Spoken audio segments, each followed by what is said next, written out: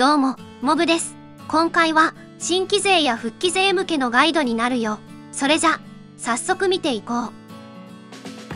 まず、今回は、水しの旬のセッティングについてまとめてみたよ。実際に、ゲーム内で確認しながら、動画を見てくれるとわかりやすいかな。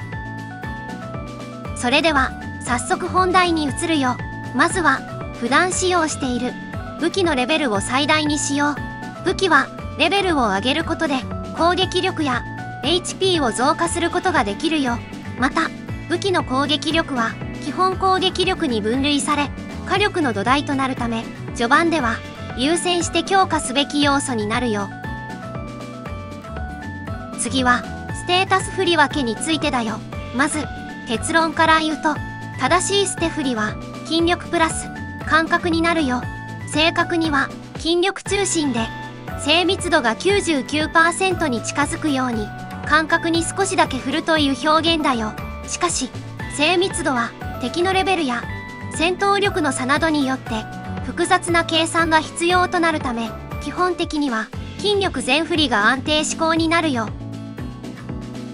さらにレベルが低い敵に対しては精密度は減少することなく維持または少し増加する傾向にあるためレベル60ぐらいまでは筋力全振りで基本攻撃力を伸ばそう。また速度クリティカル率クリティカルダメージも序盤では数値が低くバランスが取りづらいためおすすめはできないかな。また知能も特定のコンテンツでのみ使用するため序盤は筋力に投資し攻撃力を盛るようにしよう。次はスキルについてだよ。まずは枠で囲まれている通常スキルのおすすめを紹介するよ。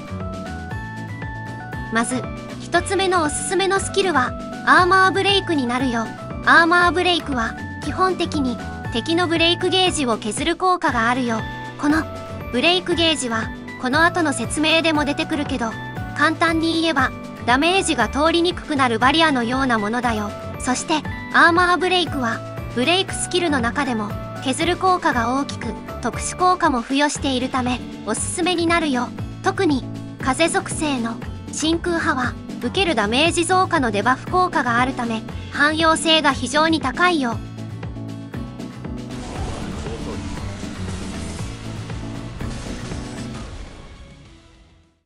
次におすすめのスキルはソニックストリームになるよ。このソニックストリームは基本的に火力を出す役割であり特にバイルスラッシュは運営が認めたバグ級のスキルルーンで非常に高いダメージを叩き出すことができるよ。ただし最大限の火力を叩き出すためには技術が必要になるよ。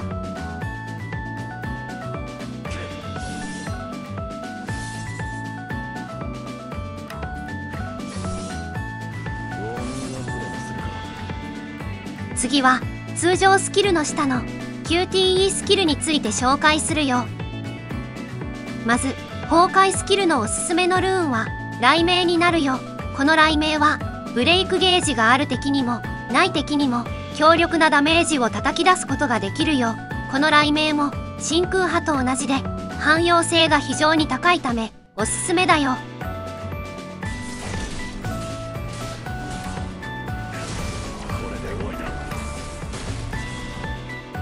次は絶命だよ。絶命に関してはおすすめが2つあるよ。まず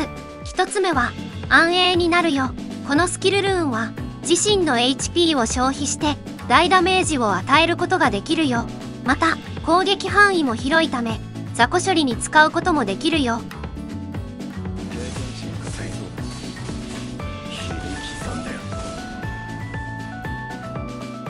次に2つ目のおすすめは疾風になるよ。このスキルは攻撃が命中することでブレイク効果が増加するデバフ効果を敵に付与することができるよ。そのためこの効果を付与した後にブレイクスキルを使用することでより早く敵のブレイクゲージを破壊することが可能になるよ。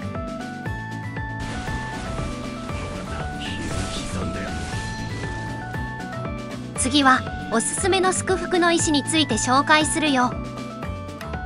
まず1つ目は殺気になるよ。殺気は攻撃を受けると敵の攻撃力を下げ、攻撃を命中させると、敵の防御力を減少させることができるよ。また、この防御力減少の効果は、影踏みによる防御力 60% 減少の効果に追加で上乗せすることができるため、グラフでもわかる通り、よりダメージを出しやすくなるよ。次に、2つ目のおすすめは、粉砕になるよ。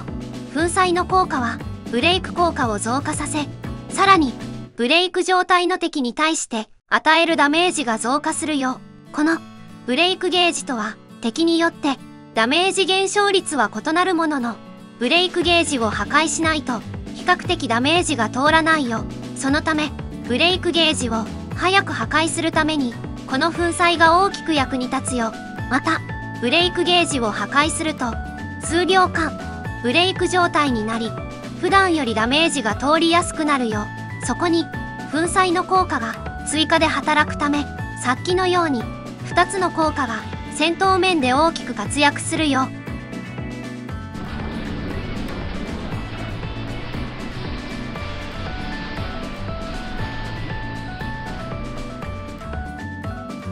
次に、3つ目のおすすめは、再覚醒になるよ。再覚醒は、スキルのクールタイムを大きく短縮してくれるよ。また、水篠旬の場合、武器スキルや、QTE スキル、影踏みなど、すべてのスキルが対象となるため、短めのコンテンツでも、長めのコンテンツでも、この再覚醒は、ほぼ固定になるよ。次に、4つ目のおすすめは、鋭い感覚になるよ。鋭い感覚は、攻撃が命中するだけで、クリティカル率を増加してくれるよ。この、クリティカル率は、ステータス画面で、黄色く表示されても、大きく上げる必要があるよ。これは、レベル抵抗という仕様であり、実数値16000の場合でも、レベル90の敵と戦闘するときには、32% の適用になるよ。そのため、高レベルの敵に対しては、レベル抵抗の使用を受け付けない、外部要因の効果として、鋭い感覚をつけ、クリティカル率を盛る必要があるよ。次は、アーティファクトについてだよ。まず、序盤では、思うように集めることができず、厳選が進めないため、セット効果を意識する必要があるよ。たまに、全く別のアーティファクトを、思うがままにつけている人がいるけど、右側に表示されるセット効果を意識してみよう。また、最終的には、このように、理想のアーティファクトや、オプションを組んで、最高の水篠を作り上げるよ。しかし、序盤は、理想のアーティファクトがドロップするのに、時間がかかるため、最低でも、色がついている部分だけでも揃えるように意識してみよう。最後に、コアだよ。コアは、光の攻防というコンテンツをクリアすることで、大量に入手することが可能だよ。また、基本的に、アーティファクトでは、足りてないオプションを補い、バランスを取るように、コアを厳選して、装着しよう。右の画像では、攻撃力は置いといて、クリティカル率、クリティカルダメージ、ダメージ増加の数値が低い傾向にあるため、このオプションがついているコアを装着して、水篠旬のステータスを調整しよう。今回の動画は以上になるよ。これからも、このチャンネルでは、俺あらの動画をたくさん投稿するつもりだよ。よかったら、チャンネル登録、高評価、コメントお願いします。